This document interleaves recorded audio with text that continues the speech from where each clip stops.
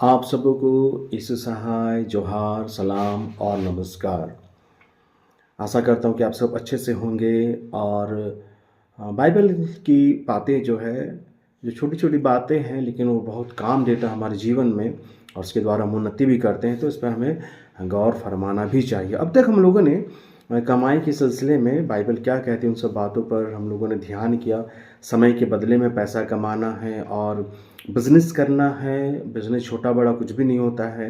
जहाँ से हमको इनकम मिले हमको बिज़नेस करना है। फिर वो चाहे पशुपालन हो, दुकान खोलना हो, होटल खोलना हो। तीसरा बात हम लोगों ने सीखा कि अपने टैलेंट, अपने स्किल के द्वारा जो हम पैसे कमा सकते हो।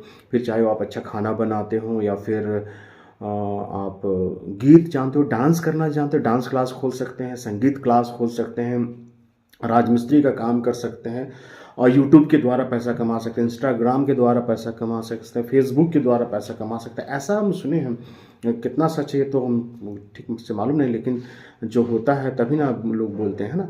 तो हम लोग आगे बढ़ते हैं। अभी हम लोग आज हमारा जो विषय है वह है इन्वेस्टमेंट के द्वारा जो पैसे कमाना, है ना। बाइबल हमें बहुत सुंदर बातों को बताती है। मत्ती 13 अध्याय में हम लोग पाते हैं बोने वाले का दृष्टांत, है ना। एक बोने वाला बीज बोने के लिए निकलता है और कुछ बीज जो है सड़क के किनारे गिरता है ना। कुछ बीज जो है पथरीली भूमि पर गिरता है, कुछ कटीली झाड़ियों पर गिरता है, कुछ अच्छी भूमि पर गिरता है। तो ये बताना चाह रहा प्रभु हम लोगों को कि आपका निवेश जो है ऐसे जगह होना चाहिए जिससे आप उसके बदले में अच्छा रिटर्न कमा सके। कितना? 30 गुना, 60 गुना, 100 गुना, 100 गुना, 60 गुना, 30 गुना, ऐसा लिखा हुआ है, रेशियो लिखा हुआ है। तो ये परमेश्वर क्या बताना चाहता है आपको? आप क्रिश्चियन हैं, आप ईसाई हैं, आपको इन सब बातों को सोचने की आवश्यकता है कि प्रभु यीशु मसीह क्यों जो है हमें बोने वाले का दृष्टांत देता है। और वो व्यक्ति कौन था जो पहले अपना बीज को सड़क किनारे गिरा दे। किनारे गिराने का मतलब होता है हमको जो निवेश करना है वो बिना जानकारी के हम लोग ऐसा जगह पैसा अपना इन्वेस्टमेंट कर देते हैं जिससे हमको कोई अच्छा रिटर्न नहीं होता है ना।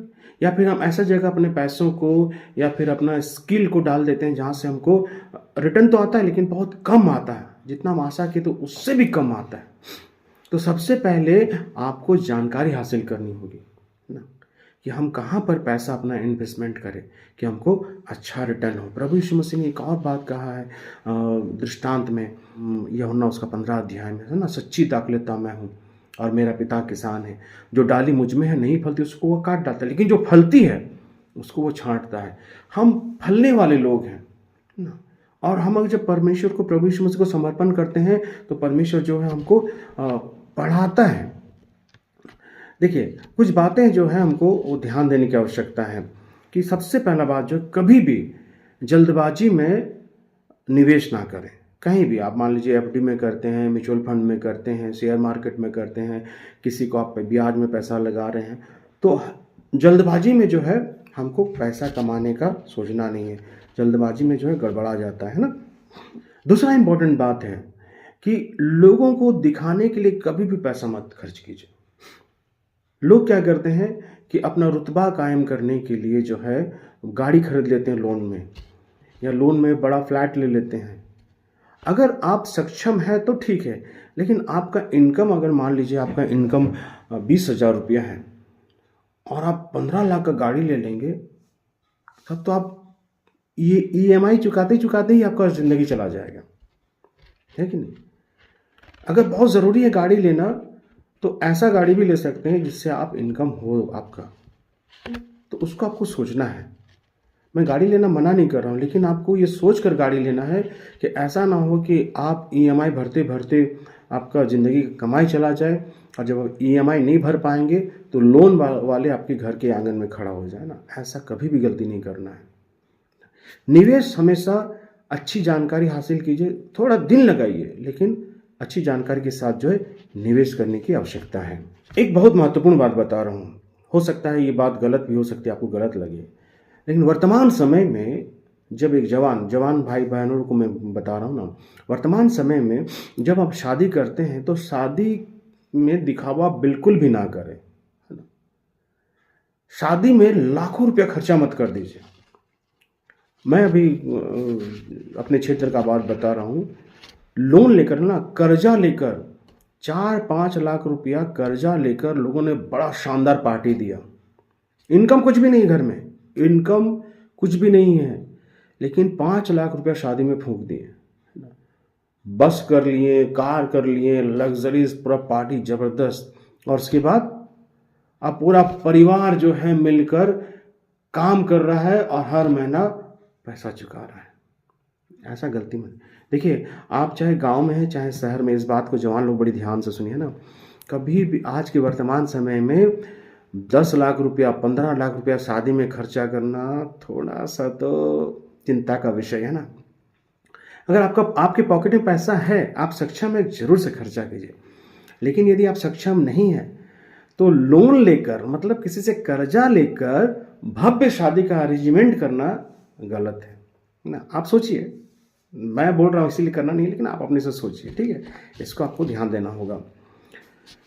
पथरीली भूमि में बीज गिरने का मतलब क्या होता है? क्या होता है कि कुछ लोग अपना पुश्तैनी जमीन या घर को बेच देते हैं और उस बेचे हुए पैसे से जो है कार या बाइक खरीद लेते हैं। ये भी बहुत खतरनाक बात है। और ये विशेष करके हमारे गांव में आजकल देखा जाता है कि जवान लड़का लोग जो है घर में ज़मीन बेच देते हैं और उसके बाद जो है उससे बाइक खरीद लेते हैं। बाइक खरीदना बुरा नहीं है भाइयों, लेकिन बाइक से मुसीबतें भी आती हैं। आप अपना मेहनत का पैसा से खरीदिए गाड़ी, है ना, ज़मीन बेच कर नहीं। परमेश्वर ने हमको सुंदर ज़मीन दिया ना, ज़मीन से पैसा आप कमा सकते हैं, है कि नहीं। आप खेती करके और पशुपालन करके, आप सोचिए खेती करने को सीखने के लिए लोग एग्रीकल्चर कॉलेज में जाते हैं सीखने के लिए। और हम तो बपौती हमको खेत मिला है, हमको नॉलेज है खेती करने का, लेकिन तब पर भी लोग खेत से जवान लोग कमाना नहीं चाहते। बोले खेत में क्या रखा हुआ, नहीं कमाते हैं पैसा, उसको ध्यान देना है। बड़ा सुंदर एक वचन है बाइबल का, मत्ती उसका 13 अध्याय 31 और 32 पद में, राई का एक दाना बोया जाता है ना। राई का दाने का दृष्टांत है। एक राई का दाना बोया जाता है और जब समय खत्म होता, पूरा होता है, तो उस राई का छोटा सा दाना जो है बड़ा दरखत बन जाता है, बहुत बड़ा विशाल वृक्ष। तो आपने जो निवेश किया है उस निवेश को थोड़ा बढ़ने दीजिए। कहीं भी आप बैंक में पैसा रखते हैं, एफडी में रखते हैं, रेकरिंग अकाउंट खोलें, आप उसमें पैसा को जमा कीजिए और भूल जाइए 20 साल तक, उसको बढ़ने दीजिए, तब हम उसका अच्छा प्रतिफल पाएंगे। देखिए,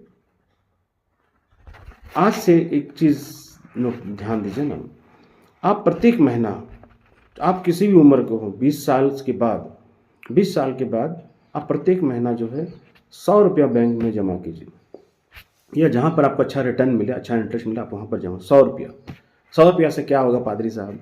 200 रुपया कीजिए, 300 रुपया, 1000 रुपया कीजिए। आप जितना कर सकते हैं। मैं तो कह रहा हूँ 100 रुपया। और भी अच्छी बात होगी ना, मैं ध्यान से सुनिए ना, जो माता पिता लोग जिनके बच्चे भी छोटे हैं ना, 2-4 साल के बच्चे हैं, आप अपने बच्चों को बैंक लेकर जाइए ना, उनके नाम का खाता खुलवाइए और 100 रुपया डलवाइए, है ना, और वो 100 रुपया बच्चे के हाथ में दीजिए, बोले कि जाओ पैसा अपने से जमा करो। तो बाबू जाओ बेटा जमा करो, हर महीना लेकर जाइए। आप एक साथ 10,000 रुपया जमा कर सकते हैं, वैसा मत कीजिए। आप 100 रुपया अपना बच्चा को दीजिए। 5 साल का अगर बेटा है तो उसको 100 रुपया दीजिए, हर महीना बैंक लेकर जाइए और बैंक में 100 रुपया जमा करवाए उसके हाथों से। जब वो 6-7 साल का हो जाए, उसको नॉलेज आए कि 100 रुपया हम जमा करते हैं, चलो हम 150 रुपया जमा करेंगे, मम्मी अब मेरा 150 रुपया जमा कीजिए, करवाइए।